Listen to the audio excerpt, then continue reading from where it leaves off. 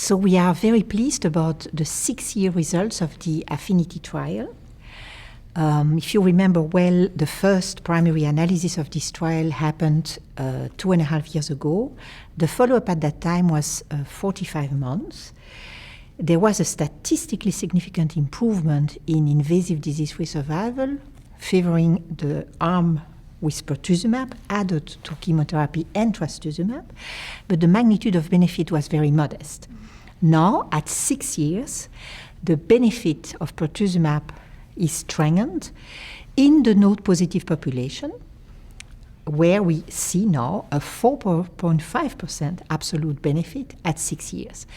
And this benefit is to be balanced against potential harm, but the good news there are that we have not seen new cardiac safety issues. So what needs to be remembered is that prescribing pertuzumab in addition to adjuvant chemotherapy and trastuzumab, and by the way, the chemotherapy was mostly anthracycline based, is associated with a small risk of severe cardiac toxicity below 1%.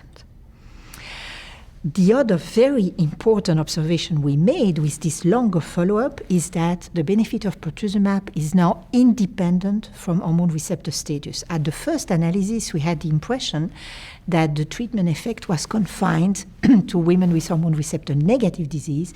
This is no longer the case, and we explain this by the fact that in hormone receptor positive disease, the curves, we know that, diverge much later. The events accumulate more slowly over time. And that's why now we can see this benefit independently from hormone receptor status.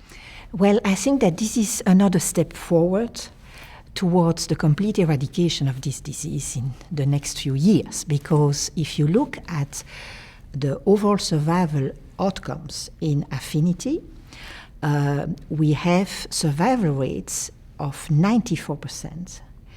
And we know that this disease is aggressive, so this is absolutely remarkable. By the way, we don't see yet statistically significant improvement in overall survival with the addition of pertuzumab, but we know that this analysis is still quite immature, and we will continue to follow our patients.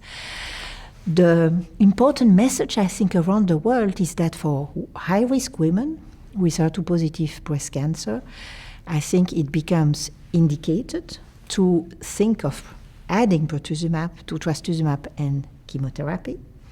What we hope with our future research is to be able to find biomarkers of pertuzumab benefit beyond just nodal positivity. And we are currently working on a step analysis for this trial.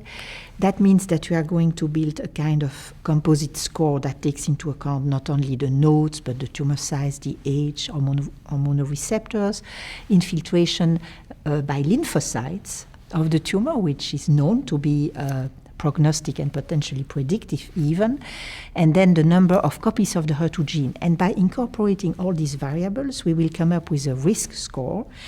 And then we can see for each risk if the two treatments, the curves pertaining to the two treatments, the standard treatment and the new treatment, if they are diverging, yes or no. So my hope is really that we will be more clever with this analysis in identifying patients who really benefit from dual HER2 blockade and chemotherapy.